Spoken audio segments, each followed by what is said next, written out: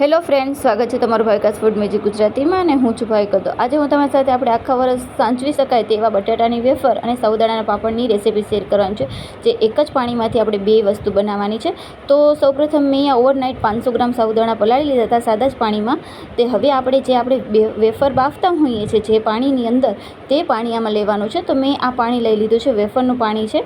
તો અહીંયા 1.5 થી 2 લીટર જેટલું મેં અહીંયા પાણી લીધું છે. હવે પાણી એકદમ સરસ એવો ઉકળે પછી આપણે આની અંદર પ્રોસેસ કરીશું.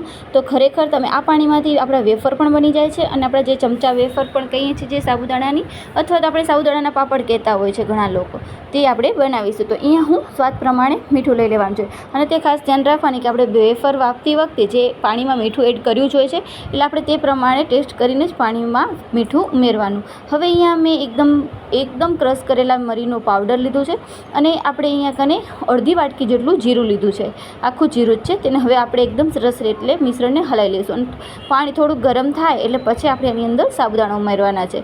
અને વેફરને તો મેં બાફી અને સુકાવી લીધી હતી. હવે આ પાણી છે તો તેને આપણે એકદમ સરસ રીતે ઉકળીએ, થોડું કેમ થાય ગરમ થાય છે ત્યાં જે આપણા પલાળેલા સાબુદાણા છે તે આપણે આમાં ઉમેરી દઈશું. અને સાબુદાણા પલાળતી વખતે ઉપર થોડું પાણી રહે તે રીતે આપણે પલાળીશું. બહુ પાણી નાખશું તો આપણા સાબુદાણા છે તે એકદમ ગારો થઈ જશે, એટલે ખાસ પલાળવામાં પણ બહુ જ ધ્યાન રાખવાની. તો હવે આપણે આને હલાવતા જ રહેવાનું છે જેથી નીચે દાજે નહીં, એટલે આપણે હલાવતા રહીશું. અને જાડા તળિયાવાળું જ વાસણ આપણે ચૂઝ કરવાનું છે જેથી આપણા સાબુદાણા છે તે નીચે દાજી ન જાય. અને આપણે વચ્ચે વચ્ચે આપણે સતત હલાવતા જ રહેવાનું છે. તો આ રીતે તમે જોઈ શકો છો ટ્રાન્સલેટ થવા લાગ્યા છે સાબુદાણાનો કલર પણ ચેન્જ થશે અને એકદમ રબડ જેવા તે સાબુદાણા બનીને તૈયાર થશે. હજી આપણે થયા નથી એટલે આપણે સતત તેને ચલાવ્યા કરશું. જે આપણા સાબુદાણા વ્હાઈટ દેખાય છે તે એકદમ ટ્રાન્સલેટ થઈ જશે અને રબડ જેવા સાબુદાણા થઈ જશે ત્યાં સુધી આપણે આને એકદમ સરસ રીતે મિક્સ કરતા રહીશું. અને આને સતત હલાવ્યા જ રાખવાનું છે જેથી તે, મેં તમને આગળ કીધું, તે ચોટે નહીં. એટલે પોતમાણા એક દાણો જે આ વ્હાઈટ દેખાય છે તે બધાય ટ્રાન્સલેટ થઈ જશે. અને થોડું મિશ્રણ પણ આપણે ઘટ થવા દેવાનું છે. જો આપણે ઘટ નહીં રાખીએ તો તે ફેલાઈ જાય છે અને સરખા આપણા વેફર પડતા નથી. તો આ રીતે આપણે એકદમ સરસ રીતે એને ઘાટું કરી દેવાનું છે.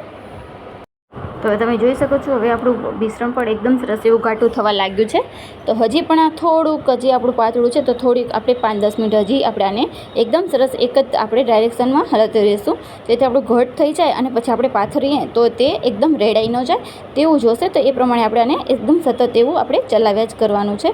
તો બટેટાની વેફર પણ બહુ જ સરસ એવી બની છે. તો એની ક્લિપ થોડીક મારાથી ડિલીટ થઈ ગઈ હતી, તો હું અહીંયા ડાયરેક્ટ જ તમને સાબુદાણાના પાપડ બનાવવાનું શરૂ કરું છું. તો તમે આમ જોઈ શકો છો એકદમ સરસ હવે ઘાટું પણ થઈ ગયું છે અને ટ્રાન્સલેટ પણ થવા લાગ્યા છે.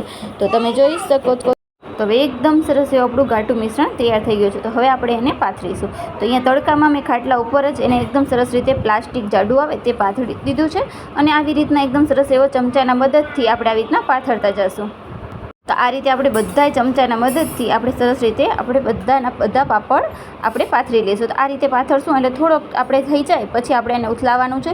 તો જ્યારે પણ 1 થી 2 કલાક થઈ જાય પછી આપણે વચ્ચે વચ્ચે ઉથલાવવાના છે. તો તમે જોઈ શકો છો એકદમ સરસ એવા આપણા પાપડ બની ગયા છે. તો હવે તમે જોઈ શકો છો આ મારી વેફર છે અને કાચી વેફરનો જ તમને ફોટો શેર કરું છું. અને આ થઈ ગયા છે પાપડ. અને હવે આ કેવી લાગી મારી રેસીપી પ્લીઝ કમેન્ટમાં જરૂર જણાવજો. લાઇક, શેર અને સબસ્ક્રાઈબ કરવાનું ના ભૂલતા. Thank you so much. આવી જ રીતના વિડીયો જોતા રહેજો.